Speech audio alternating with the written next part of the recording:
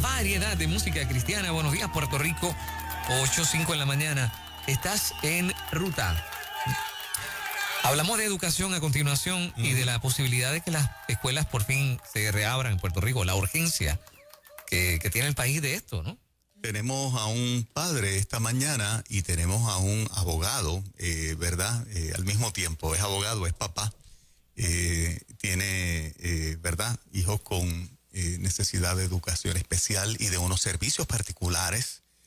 Porque los padres que tienen este tipo de situación realmente pues tienen una necesidad de unos servicios particulares que el país se supone que los brinde, el sistema de educación los brinde, y son demasiados padres representados. Yo creo que el licenciado Adrián Díaz es uno de muchos que pueden, ¿verdad?, estar en un punto donde tenemos que, como país, empezarnos a plantear cuando regresamos a las clases presenciales.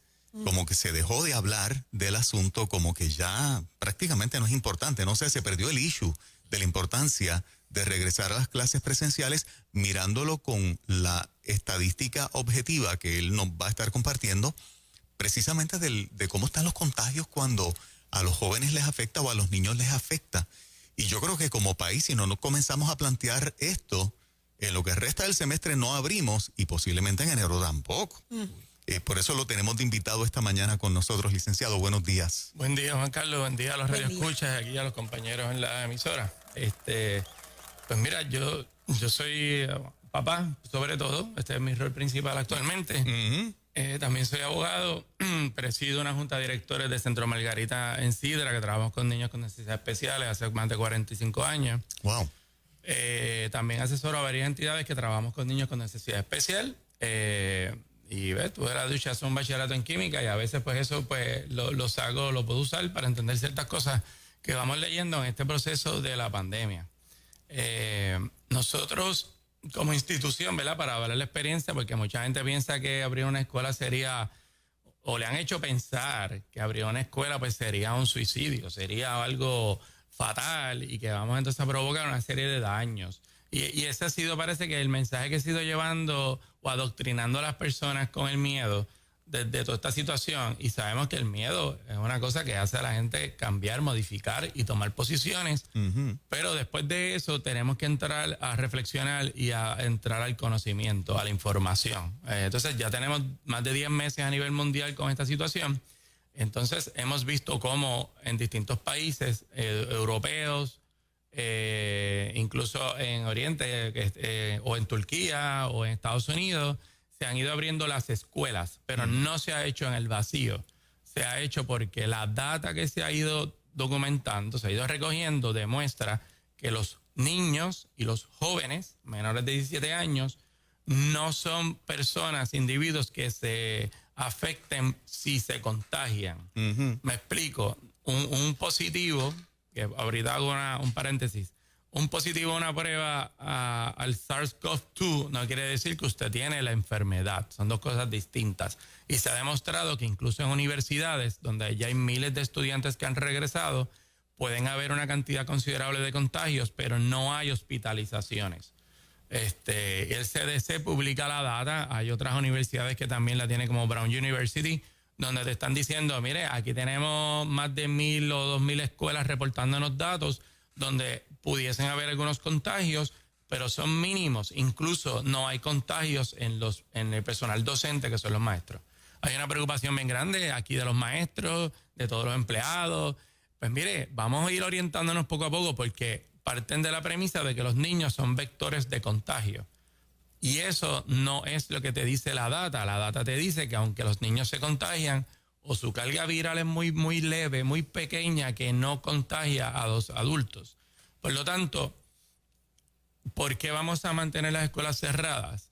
Y el ejemplo que a veces yo les traigo es el de la influenza. En influenza tenemos, y pueden buscar la data en el Departamento de Salud, en influenza se reportan 52,000 casos al año de influenza. Eso se ha reportado. O sea, que usted va a tener... Y tiene vacuna la influenza. Y tiene 3 tipos de manufactureros todo el tiempo vendiendo vacunas. Lo que pasa es que la eficacia, que es otra cosa que la gente no sabe, de la vacuna de influenza se ha quedado entre un 25 a un 40%.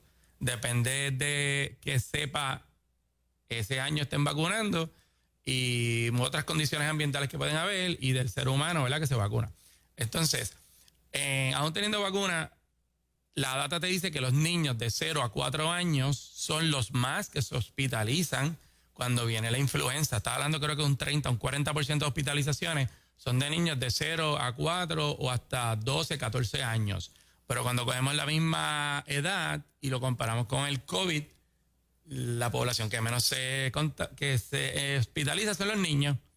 Por lo tanto, si yo uso el argumento de cerrar las escuelas ahora, bajo la condición que tengo, pues tendría que cerrar las escuelas que hay un season de influenza. Y no lo hacemos. Aprendimos a vivir con un asunto y a entenderlo. Todavía hay gente, oye, no, nadie tiene la verdad absoluta. No estoy diciendo que yo tenga la verdad absoluta, ni le digo a la gente qué hacer. Solamente compartimos que sí sabemos. Y este es el dato que nosotros tenemos. Nosotros tenemos niños de educación especial y niños con escasos recursos en la población general que no tienen computadora, no tienen internet, no tienen un padre que realmente los pueda asistir en la educación y guiar por el proceso. Entonces, por otro lado, esas poblaciones de niños de corriente regular están marginados, están en los campos, están en muchos lugares, o a veces, mire, tienen una sola computadora en su casa, son 3 hermanitos, y hay que hacer los papás malabares, más esos padres no pueden ir a trabajar. Entonces, es muy fácil criticar y hablar del asunto mientras usted cobra un cheque sin tener que ir a su trabajo, porque hay ¿verdad? Hay personas que no tienen que ir a sus trabajos para trabajar, a veces no trabajan tiempo completo y cobran, y tienes personas que, ¿verdad?, no tienen cómo llevar el sustento a sus hogares. Pero vamos a pensar que hay una situación, pues mire, la situación, realmente la data demuestra que aflige a los adultos con condiciones como obesidad, problemas circulatorios, hipertensión, diabetes tipo 2. Hay una data, y la data está, la vamos a decir, después se le enviamos los links para que las puedan subir, donde se demuestra que no todo el mundo es de riesgo. Y la mortalidad, la fatalidad de los contagiados sigue disminuyéndose a menos del 1%.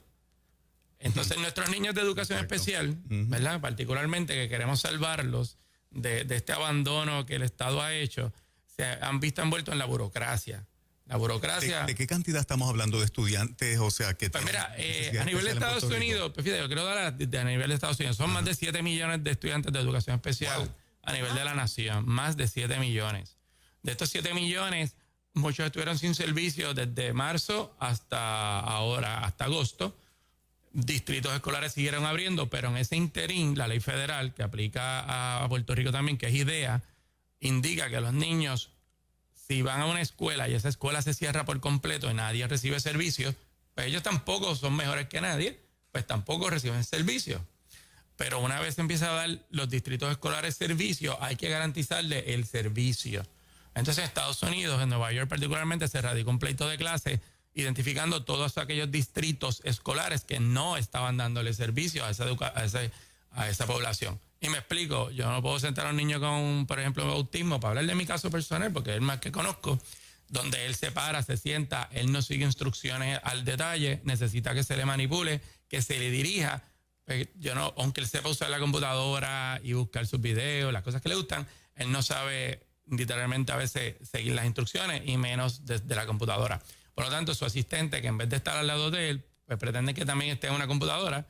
Pues entonces pues me quedé yo solito con mi hijo en mi casa y pues, creo que también tengo que trabajar de vez en cuando. Pero no solo eso, es que es un servicio que el Estado debe proveer. Los papás siempre estamos, pero llevamos desde marzo, miren, no es fácil, son regresiones. Nuestros niños, si no son atendidos, no es que es un rezago académico como lo que estamos viendo en la población general, es un retroceso, es perder destrezas adquiridas. Aparte de que es bien fácil decir no, que se resuelvan. Y hay gente que tiene tanto miedo que me da, no voy a decir pena, esa palabra yo sé que me dio el léxico, pero es que cuestionarme cómo yo prefiero que mi nene se quede solo encerrado en la casa todo el día pensando que se va a morir cuando ni tan siquiera está contagiado y que la probabilidad de que un niño muera realmente es menos del 0.0023%, porque esa es la data.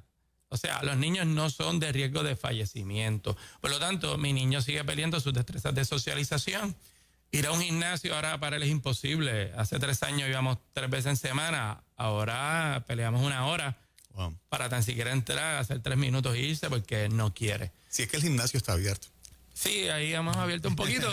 Es complicado porque los entonces... abren y los cierran, los abren y los cierran por las órdenes ejecutivas. Es correcto, las órdenes ejecutivas, y te hablo de eso ahora. Pero entonces, ponerle un babillo al niño, el niño es tan inteligente que su sentido común le permite tal vez meterse a Costco con una cosa en la boca, pero tan pronto está al gimnasio se la quita, porque sabe que va a hacer ejercicio. O sea, no le es compatible. Pero todos estos niños, lamentablemente, están en problemas burocráticos. Ahora ayer me enteré hablando con el abogado de pleito de clase de educación especial, ¿verdad? Que existe, donde no se está discutiendo la ciencia, seguimos presumiendo que si abrimos las escuelas va a haber un desastre, y empiezan a hablar de los positivos de Nueva York y empiezan a ver los headlines. Exacto. No empiezan a buscar todas las escuelas que sí están abiertas con cero problemas. Y yo quiero decir que en Centro Margarita tenemos 2 salones de cuidado abiertos hace meses. No he tenido ningún solo contagio, ningún solo positivo, ningún solo enfermedad. Y estamos dando terapias presenciales sin ningún problema. Y estamos esos niños recuperándolos, porque tú ver un niño, cada niño de estos tiene como yo digo, su adicción. Hay niños de estos que le da con comer, igual que nos pasa a los adultos. Tú ver un niño coger 15 libras en 2 meses, porque no tiene ni actividad física, no tiene controles, y a veces los papás, aunque, ¿verdad?, tenemos esta situación de controlarlo, a veces le damos lo que quieren para que bajen, para que se controlen. Y ver eso, y ver niños que te estaban haciendo destrezas concretas de escritura, y ahora de momento tú verlo, vamos a tener que empezar otra vez a enseñarle las letras porque algo ha pasado, ¿verdad? Entonces, otros niños que no podemos diagnosticar a tiempo, porque en el centro atendemos nenes chiquitos de 0 a 4 a 6 años y empezamos a diagnosticar, a hacer discernimiento. Lo mismo que pasa en la escuela regular, donde los maestros con su experiencia empiezan a identificar a los nenes que tienen problemas de aprendizaje. Y ahí es que entonces empezamos a darle tal vez tutoría y empezamos a darle otros servicios. Pues, ¿qué pasa con todos esos nenes que ayer teníamos 200,000, perdóname, en educación especial registrados en algún momento, perdóname, 60,000? Tengo que buscar el dato, no te voy a empezar. Pero en Puerto Rico en algún momento entendí que era creo que era un 20% casi de los estudiantes que en algún momento han pasado por el sistema de educación especial. Pero más entrar de números concretos, lo que les quiero decir es que aún en la corriente regular, el no poder diagnosticar a estos nenes y darle los servicios y los acomodos razonables, se van a reflejar en un atraso académico. Entonces pretendemos que estos nenes tengan aprovechamiento académico en las casas. Creo que el magisterio ya lo está reportando, que no está habiendo aprovechamiento académico. Nuestros niños no solamente vienen con el problema de la pandemia, vienen con el problema desde María. En María tuvimos meses sin escuela, abrimos las escuelas a duras penas y las escuelas hicieron un trabajo maravilloso tratando de dar servicio. Después tuvimos terremotos y no contamos los incidentes con lo que pasó sacando el gobernador, ¿verdad?, que se nos cogió en verano, que fue un poquito traumático para todo el mundo. Más entonces caímos en esto de manera indefinida. Entonces nosotros, voy a decir yo, pues no hablar de otras personas, pero dirigí carta a Fortaleza explicando estas cosas a la Oficina de Política Pública, porque esto es un tema que hay que sentarse a hablar de una manera abierta, sin prejuicios y sin miedo. Si usted se sienta con miedo, no va a resolver nada, ¿verdad? Eso nos lo dice la historia. Y con el miedo nos adoctrina. Y con el miedo hemos visto... A veces la gente me mira medio raro cuando yo menciono porque es que tuvimos la Segunda Guerra Mundial. Porque alguien le empezó a meter miedo a un pueblo alemán y adoctrinarlo, y logró captar la atención de un grupo de seguidores, y miren lo que pasó. Y ahora, de distintas maneras, vemos cómo había un control de la población, cómo nos han hecho pensar que abrir unas escuelas es malo, y nadie habla, y muy bien, Juan Carlos, como bien lo dijiste, nadie habla del problema. El problema mayor que tenemos en Puerto Rico es niños sin escuela, padres sin trabajar, la depresión que causan los niños, la ansiedad, la pérdida del desarrollo social, emocional. Las escuelas, a los que no hacemos homeschooling, ¿verdad? Que los homeschoolers son personas certificadas en esto. Eso no es siéntate con tu nena en tu casa. Nosotros estamos quitándole un derecho a estos niños de desarrollarse, y no es un mes, no fueron 2 semanas ni 2 meses. Estamos hablando de 7 meses. 7 meses y que se presume que vaya a continuar. Sí, porque... Licenciado, desde las gradas es bien fácil ver un juego, pero tener el turno al bate o pichar cuando el juego está en tus manos, ahí sí que es bien difícil. Los que toman las riendas o los que toman las decisiones en el país, me parece a mí que a veces se sientan en las gradas y no están en las posiciones del padre, como es usted que está diciendo. Hay muchachos que han aumentado en 2 meses. Hay muchachos que tenemos que darle lo que está... Sé que no se lo debo dar, pero se lo tengo que dar para aquietarlo. Eso es bien difícil. Yo he visto mamás, madres colapsando emocionalmente porque es algo histórico, nunca lo habían vivido.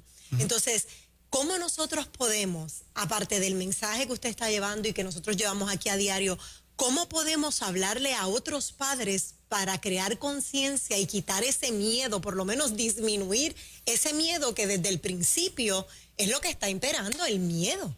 Pues mira, yo lo digo aquí, pues estamos en Nueva Vida, ¿verdad?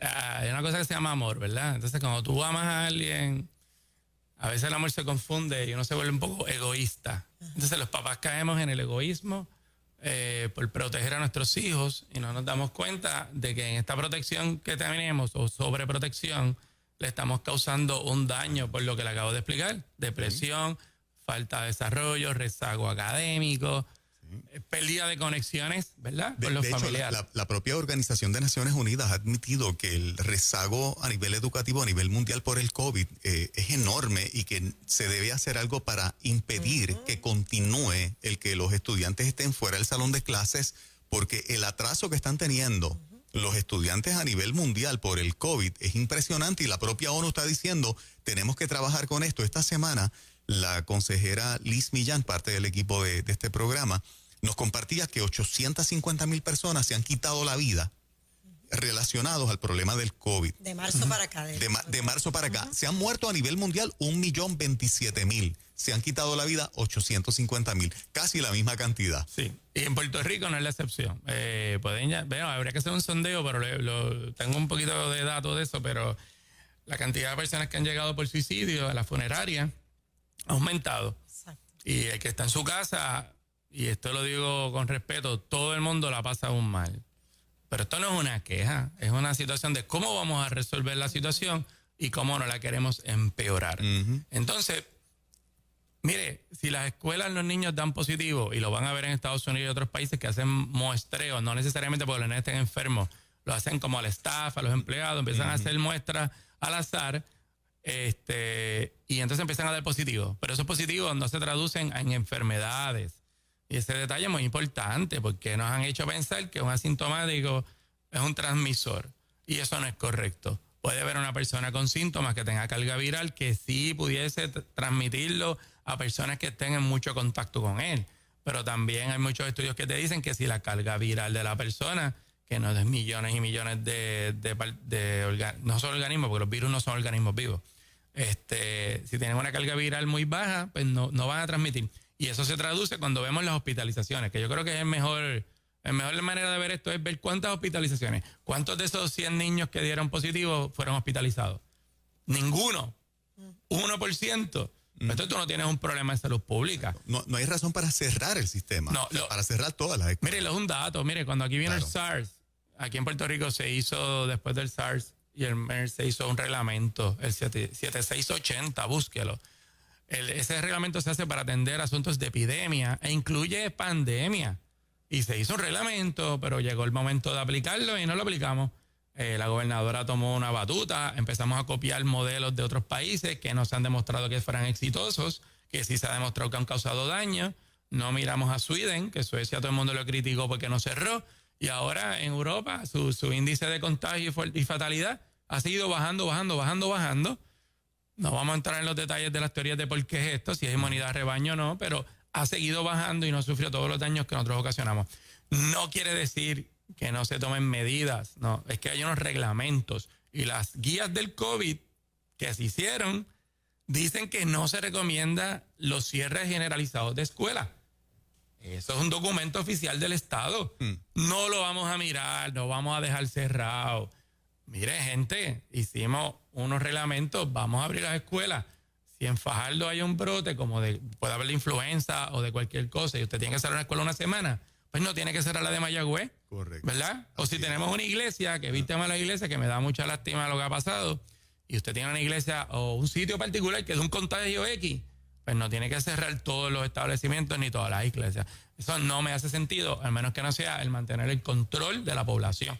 Y si usted quiere que lo controlen y controlen la vida y el futuro de su hijo, tiene que cuestionarse, ¿por qué yo tengo tanto miedo? Realmente. Y esa es la pregunta que usted tiene que tener en su intimidad. ¿Y qué yo quiero para mi hijo? Y nosotros, en Centro Margarita y otras fundaciones, le podemos decir, hemos tenido 5 meses de servicio sin ningún problema. De hecho, los cuidados en Puerto Rico están abiertos, porque hay poder de kinder ir a la escuela y el de primero y segundo grado no. Entonces, empezamos a entrar en esta situación. Pero breve, para que sepan, y lo quiero hacer a manera de que sigan buscando información, la prueba de PCR, ninguna prueba te mide virus. Tienen que entender que esas pruebas miden, lo que hacen es replicar un pedacito de RNA que no por todos los científicos del mundo se ha dicho que pertenecen al SARS-CoV-2. Pero un pedacito que se replica tantas y tantas veces que esa prueba está diseñada para muy posiblemente dar positivo personas que no tienen carga viral que puedan contagiar a otras personas. E incluso hay estudios que te dicen que personas en un mismo día han dado en 5 pruebas 2 negativos y 3 positivos. La misma prueba, la misma persona, el mismo día. Por lo tanto, la ciencia no es exacta. Lo que sí es exacto es el daño. Y se dice, la instrucción académica es pobre, el desarrollo emocional y psicológico de los niños se ha alterado, el ambiente educativo no necesariamente es el más seguro, los casos de maltrato, si se dan en los hogares, se detectan en las escuelas, la gente no lo entiende. Ahí es donde los maestros ven los cambios en los niños. Exacto. Y el papá, aunque no lo haga con intención, dentro de estas situaciones de estrés en los hogares, maltratamos sin darnos cuenta a los niños. A veces los niños nos maltratan. A veces la broma, abusan de nosotros. Pero la realidad es que nosotros somos los adultos y tenemos que atender todo. La actividad física y extracurricular de los niños se desvaneció. Claro. Así que, ¿cómo vamos a lidiar con el programa de aprendizaje y todas estas cosas? Devolviendo a los niños a la escuela. Así que hay que invitar a cada papá a que haga su introspección. Y si usted de momento tiene mucha reserva, no quiere decir que toda la población tenga que afectarse. Si una familia o tiene una situación particular, no lo puede llevar a la escuela. Yo entiendo que casi todos los colegios y el mismo sistema está preparado para mantener a esos niños a distancia con cierta, ¿verdad?, asistencia o educación. Pero si no empezamos, como tú dijiste, siguen pasando los meses. Ya vamos para el año. Ya. Marzo es ahorita. Sí, no. Yo no sé si se dieron cuenta, pero el gobierno acaba de anunciar ayer, yo creo, que el mes de septiembre fue el peor mes de la pandemia en Puerto Rico. Pero mire, eso es relativo. Porque con este tipo de cosas se perpetúa probablemente el plan de ellos de no apertura. ¿Basado en qué? ¿El peor mes basado en qué? ¿En que los hospitales casi están a punto de reventar? ¿En qué? ¿Basado en qué? Mire, la data, usted tiene que entender, mire, esta población no lo acaba de entender. Si nosotros no nos cuidamos, y si no cuidamos el templo del Espíritu Santo, pero también soy cristiano, pero no me quiero tampoco ir tanto por esa línea para que me entiendan. Pero usted tiene su cuerpo, su salud depende de su cuerpo. Usted tiene que cuidarlo. Y estas enfermedades han demostrado que vienen a hacer un daño a la población que no se cuida.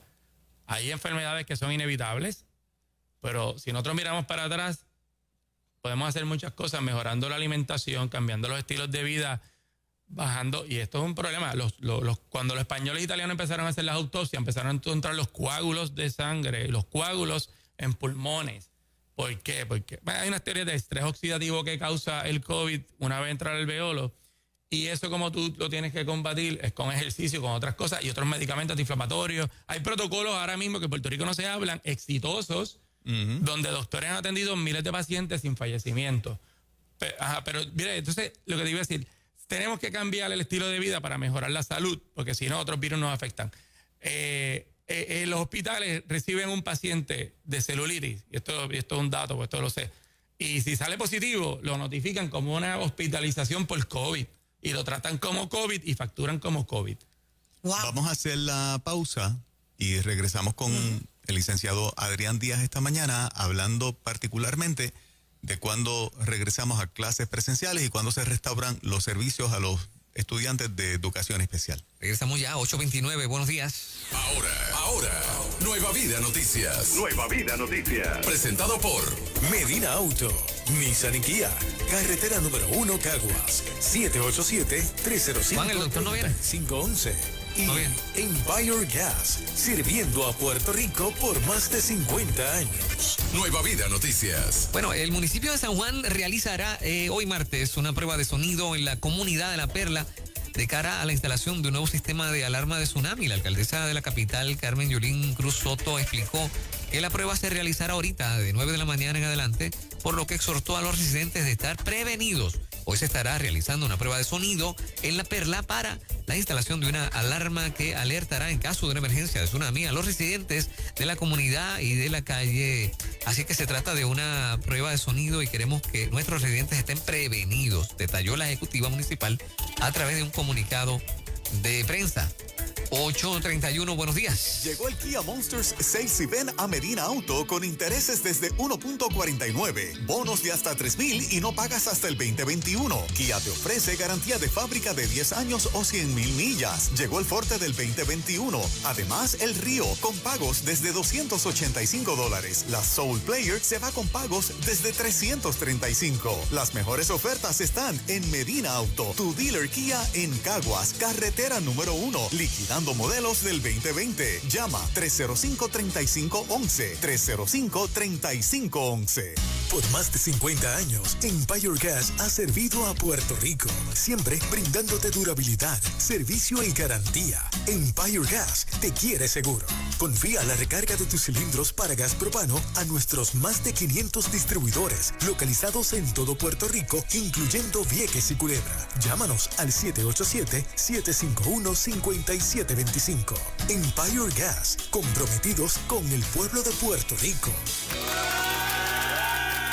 En Calesa Toyota le dicen pa' afuera al 2020 con ofertas de liquidación en todo el inventario. Solo en Calesa encontrarás la variedad de autos nuevos y usados que buscas, como la Highlander 2020 con pantalla táctil de 8 pulgadas, Apple CarPlay, Android Auto, Wi-Fi Hotspot, 5 puertos USB y mucho más.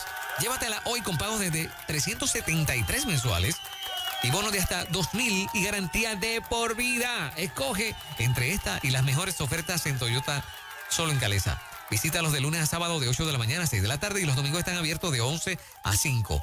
El teléfono de Calesa, chequea 787-905-7059. 905-7059. En Calesa Toyota, somos familia. Cada día lo comienzo aquí en Ruta.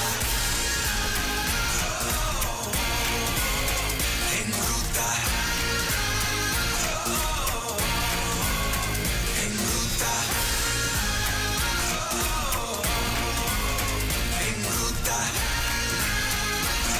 Siempre cada día lo comienzo aquí en Ruta. Bueno, continuamos con el tema que está súper interesante, muy importante para nuestra gente, nuestra comunidad.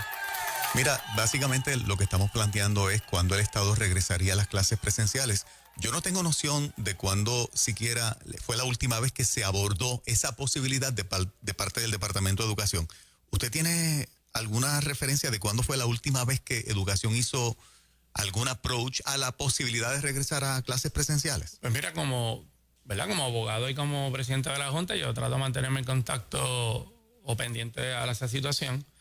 Lo que yo entendía en agosto que iba a pasar era que se iban a empezar las clases presenciales y se le iba a garantizar la educación especial a los niños que no pudiesen recibir servicios, la atención presencial, sea en las casas o sea en las mismas escuelas. Porque ya que no tienen las escuelas con el resto de la población, era muy fácil tú poder utilizar una escuela completa para ir ubicando a los niños más dispersos, por decirlo así, con concentración de estudiantes o razón de estudiantes a maestros bien baja. Entonces tú puedes controlar los ambientes mucho mejor. ¿Qué pasó? Yo no sé si fue el secretario de Salud, que no, ¿verdad? No voy a hablar de él, no quiero ni hablar de él. Y que la gobernadora y que el resto del staff o el secretario de Educación no se sentó con calma a decir, a determinar las razones del por qué no abrir. Eso no pasó. Simplemente ese plan que tenían pues no se realizó, no se materializó. Mucha población sigue con miedo, que es lo que me preocupa. Mucho papá está viendo a su hijo deteriorarse por otro lado. Aquí hemos atacado mucho eso, el asunto del miedo. Entonces, ¿qué sucede? No hay el plan, y siempre hablo bien del secretario de Educación Especial, porque él yo sé que tiene la intención de abrir. Eso empezamos con lo que es la politiquería, año electoral. Mira qué problema hay. Si la percepción es que el pueblo quiere que la escuela esté encerrada, porque si no me van a asignar de irresponsable, pues yo las voy a dejar cerradas. Cerrada, claro. Esa es la Así cosa. son los políticos. Esa es la cuestión. Así es el Entonces, juego. nos vimos envueltos en eso, pero a la misma vez creo yo que hay una serie de escuelas en el suroeste que todavía no están aptas para abrir. Tal vez el gobierno prefiere no darle educación a nadie que quedar mal y mantener a esos niños marginados. Pero yo no creo que esa debe ser la actitud. La actitud debe ser, vamos a atender a la mayor población posible dentro de los protocolos que se establezcan por las escuelas y lo que vayamos haciendo. Y entonces después vemos cómo vamos a seguir atrayendo a esos niños que se nos queden fuera. Así que, pero a la manera en que yo lo veo alrededor del mundo, se abren las escuelas, se atiende el asunto. Si damos positivo, vamos a mirar los enfermos, por favor. Porque si no, vamos a quedar en este loop, porque es que los virus no se van de un día para otro. Puede ser que hay virus que han desaparecido, pero esto no es algo que se va. Mira, influenza lleva más de 10, 12 años con la influenza. Es que si las vacunas, la efectividad de la vacuna no realmente no promete nada distinto. Porque yo voy a pensar, y esto es para el que me escuche, que está pensando que va a venir una vacuna milagrosa, Exacto. y usted va a someter su cuerpo a lo que le vayan a dar, y no, para no entrar en detalle en cada una de esas vacunas. La realidad histórica es que no existen vacunas para coronavirus porque siempre dan problemas. Hay vacunas que se han hecho en el pasado que cuando la persona se contagia, los efectos son peores luego de vacunarse que si no se hubiesen vacunado. Eso es otro tema para el futuro, pero no queremos poner a nuestros niños a las expensas de lo que no tenemos. Vamos a ver con lo que tenemos. Tenemos que empezar a bregar y seguir funcionando como país con el COVID. O sea, tenemos que aprender a vivir con él y establecer los protocolos que sean, pero no podemos mantener los salones cerrados indefinidamente 8 meses después. Pero a su llamado y a todo este esfuerzo que usted está haciendo, que lo he escuchado en varios medios, o sea, el Departamento de Educación, el gobierno tiene una respuesta a su planteamiento. O sea, Mira, ¿qué le dicen? Me comunicaré con Fortaleza nuevamente. Yo envié una cartita, un email, ¿verdad? Vamos a seguir los protocolos. Tengo una demanda radicada en el tribunal impugnando la orden ejecutiva, porque aquí los derechos constitucionales, la Constitución se hizo para protegernos del gobierno. Y en el momento que tenemos que llevarla a ejecución, no la ejecutamos. La orden ejecutiva se plantea a la perspectiva de una ley de política, de una ley de seguridad pública, ¿verdad?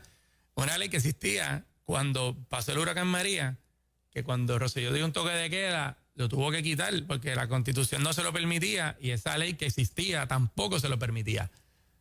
Y entonces fue a la legislatura, esos son datos históricos, fue a la legislatura a pedir ese poder y la legislatura le dijo que no.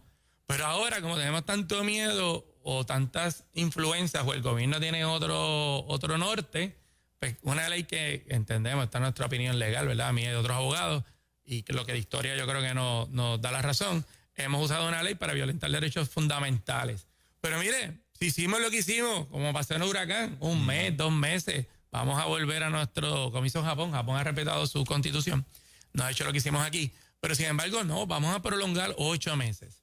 Y continúa. Y como tú dijiste, el miedo es lo que nos lleva a esto, Claro. el desconocimiento, y no digo que yo tenga la verdad absoluta, pero gente tiene que buscar la manera de usted ver cómo va a atender el asunto, porque si no yo me tengo que plantear irme de Puerto Rico, pues me tuve que ir después del huracán porque mi nene no tenía servicio, pues me tengo que volver a ir unos meses en lo que la gobernadora haga lo que vaya a hacer. Los candidatos no están hablando de este asunto en ningún momento. Para mí es una irresponsabilidad de todos los partidos. Sé que Pierluisi mencionó algo y que Eliezer mencionó abrir las escuelas, pero entonces vamos a discutir este tema, porque este tema se nos va la vida. Pues si no, es un crimen a la humanidad no darle educación a los niños. Claro. Tenemos leyes para que si nos llevamos a los niños a la escuela, los papás nos meten presos y cosas así. Y sin embargo ahora no, hay que justificar que los nenes se queden en la escuela. Yo no quiero sonar que no me importa o que no entienda lo que estas otras familias están pasando o familias que perdieron familiares. No se trata de eso, es que todos los días perdemos familiares. Y he visto gente cercana a mí morir en estos días, no por el COVID, por otras cosas, por un montón de otras cosas.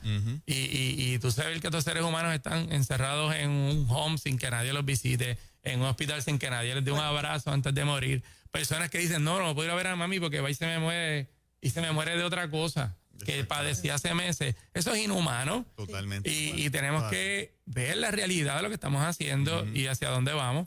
Así que los papás, les digo, los invito al Centro Margarita en Sidra, pueden visitarnos el día que quieran. para que veas cómo trabajamos. Trabajo con mi protocolo de influenza, lo mismo. Y con eso lo mantengo al día. Los nenes están atendidos, están alimentados, sus papás están haciendo sus cosas y estamos contentos. Y a veces en la vida hay que meterle valor, hay que ser valiente, hay que afrontar las cosas y echar para adelante. Y Puerto Rico siempre echa para adelante, pero yo me veo como que estoy tan estancado. Las noches son largas, no sé si le pasa a ustedes o a los que me están escuchando. A veces digo, Dios mío, esto es una pesadilla que no me acabo de levantar de la pesadilla. Pero cuando tú ves regresión y ves agresión en niños que no son agresivos por naturaleza, es porque algo mal estamos haciendo. Y lo vamos a perpetuar o no. Yo tengo fe de que el secretario, no fe, yo tengo esperanza de que los administración se siente con calma con todo el mundo y discutamos esto de una forma desapasionada. Yo quisiera que tomen la decisión, vamos a abrir en la modalidad que sea y como sea, pero lo antes posible, porque a la medida que tú abras, vas a ir demostrando cómo las cosas fluyen, ¿verdad? ¿Les han brindado foros? Pues mira, foros como este empezamos la semana pasada. En Telemundo nos cubrió, hicimos una pequeña manifestación el sábado frente a Fortaleza y algunos medios escritos. Pero me refiero al gobierno. ¿No? No, porque es que caemos en la burocracia, entonces el pleito de clase corre con una juez que no ha celebrado una vista en 4 años, me dijeron, por la razón que sea. El comisionado lo conocemos, muy buena persona. Atendieron el asunto del terremoto, todos esos servicios que no se dieron, que se les va a dar un tiempo suplementario a esos estudiantes de poder recibir esas terapias que perdieron. Pero cuando llegamos a este asunto de la pandemia, que no acaba, no hay, no sé cómo decirle, es como que es un dado que el gobierno no va a hacer nada y que el tribunal no va a hacer nada y que nadie va a hacer nada y que nos tenemos que chupar los nenes en la casa hasta diciembre, perdona la vulgaridad. Pero es que eso es lo que permea, es el enñangotamiento. Pero Dios mío. Es un desinterés del Estado, una indiferencia enorme. Sí, pues es que no veo algo concreto que me diga, mira, no, estoy dándole la computadora a los nenes. Mire, y creo que la gobernadora en algún momento hizo esos comentarios. Eso no es educación. Porque ¿para qué tenemos un sistema público de educación? Claro. Pues vamos a cerrarlo, vamos a contratar a una compañía que dé las clases por grado online y que dé charla. O sea, ¿de qué estamos hablando? Pero a esta altura del juego, pregunto yo, mi pregunta tal vez es muy fatalista, pero si ya se compró el miedo, está generalizado en el país y mañana el gobierno abre y resulta que, las escuelas, ¿no? Y resulta que es la misma gente que dice, no vamos a mandar a los muchachos a la escuela porque tenemos miedo.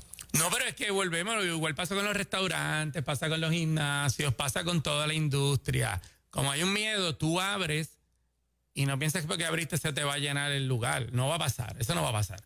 Pero en la medida que yo fui, el otro fue, la experiencia fue positiva, entonces la gente va viendo que otros lo pueden hacer y se ponen en esa posición y entramos en la cuestión psicológica. Exacto. De cómo entonces yo voy, claro, qué tan prioridad para mí es ir a un lugar, porque si no es prioridad para mí, pues tal vez no lo haga. Pero con las escuelas es lo mismo, porque es que hay dos cosas. Una es la necesidad extrema.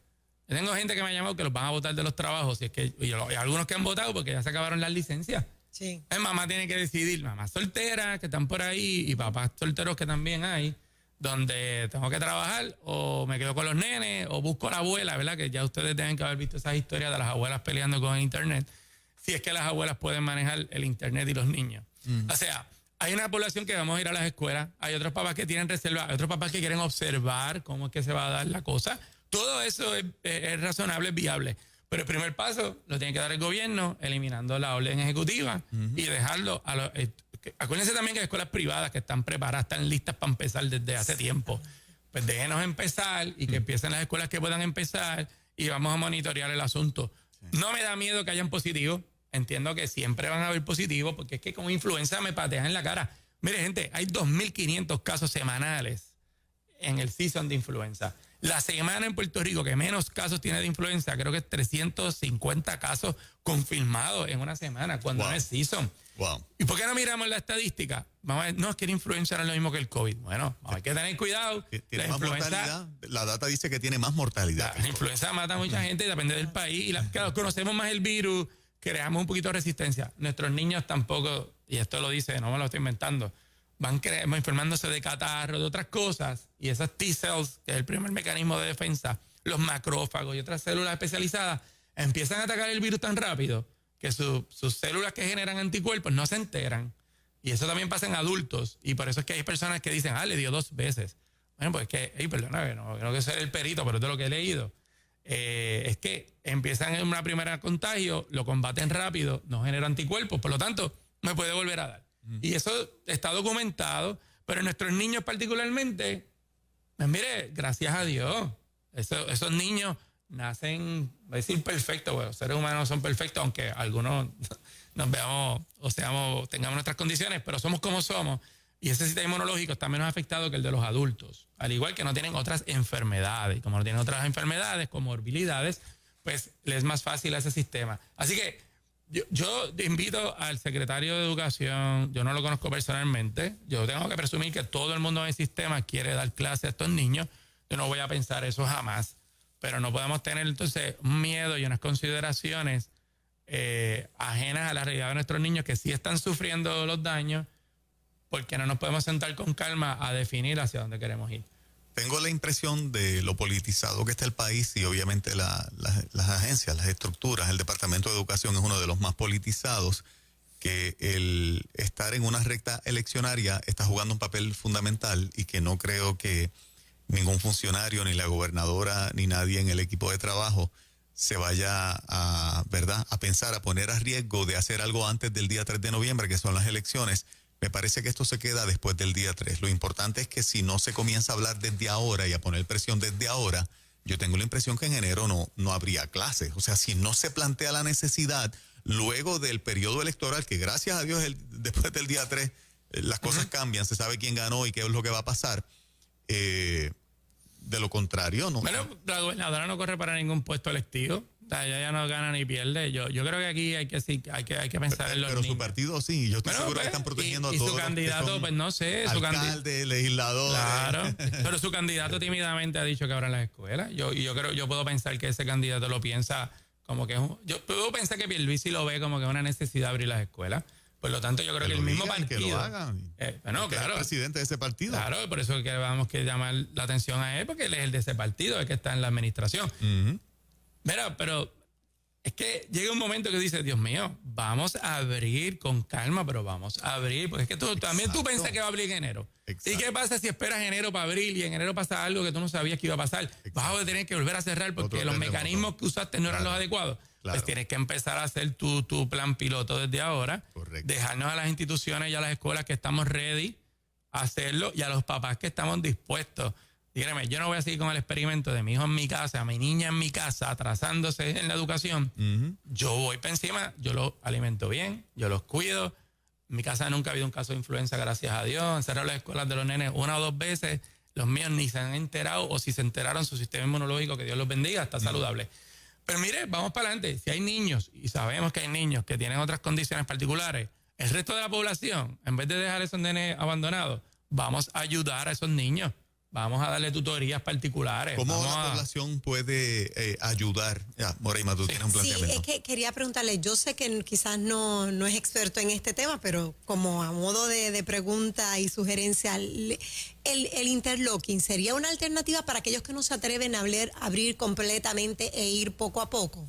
Pues el interlocking es tener un horario por la mañana, un horario por la tarde. Exacto. O horarios de días alternos. En la mañana y en la tarde. Bueno, son las dos, pasa lo mismo. No tienes toda la población en la escuela. Exacto. Mire, si usted tiene un plantel educativo, sabemos que muchas escuelas se cerraron porque no había muchos niños, concentramos escuelas. Aún así hay escuelas que no están a su máxima capacidad. Ajá. Eso lo sabemos. Y hay otras escuelas que están bien llenitas.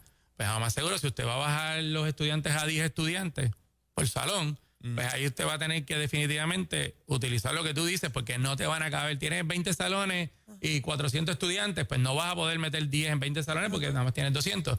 Por lo tanto, esas son alternativas. En Estados Unidos y el dashboard que usa el Brown University empieza a recolectar data de todas esas escuelas que han hecho presencial full.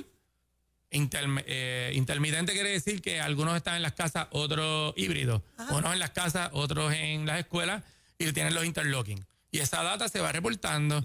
Pues yo creo que esto se tiene que ajustar a la realidad, no de la región, porque tiene que ser de cada escuela. Claro. Como te dije, hay escuelas bien llenas, hay otras escuelas que tienen salones vacíos.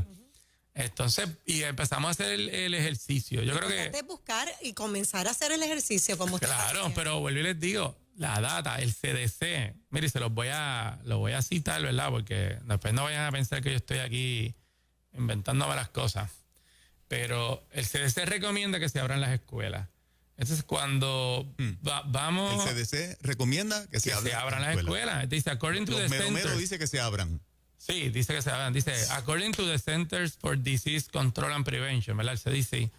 A fecha de julio 17 de 2020, en los Estados Unidos se reportaron casos de niños y adolescentes de menos de 18 años que presentaban menos del 7% de los casos de COVID. Estamos hablando de 0 a 18 años. Presentaban menos. Y en las muertes relacionadas era 0.1%. O sea que de la totalidad de fallecimientos, el 0.1% tal vez a esa fecha. Pero cuando se sigue actualizando la data, ese por ciento sigue disminuyendo. Y cuando achicamos el grupo de edades de 0 a 14 años, pues es menos todavía. Y a nivel mundial es así. Así que si nos vamos a contagiar, que muchos epidemiólogos lo han dicho, es que aquí en algún momento todo el mundo va a tener contagio con esto. Correcto. Y la realidad es que hay millones de personas que han tenido contacto y la mayoría, el 99, 90 y pico %, No les ha pasado. gracias a Dios, no tiene consecuencias graves. Exacto. Por lo tanto, eso nos dirige a decir por qué este por ciento de la población específico. Exacto. Y hay que muchos doctores te dicen, la obesidad. Oye, gente, ¿por qué el gobierno no ha prohibido, que es mi queja, el azúcar añadida en los alimentos? ¿Por qué no han pasado esa ley? Por un año, por lo menos. Porque sabemos que el azúcar incide en montones de cosas, en la obesidad, en cáncer, en 25,000 enfermedades. Entonces, el high corn fructose, que le encanta dárselo a los alimentos, eso te inhibe la capacidad de tu vitamina D de su forma activa. A lo mejor usted tiene vitamina D en el cuerpo, pero esa fructosa artificial le afecta cómo esa vitamina D se convierte en su forma activa que usted necesita para su sistema inmunológico y el musculoesqueletal. Eso está documentado.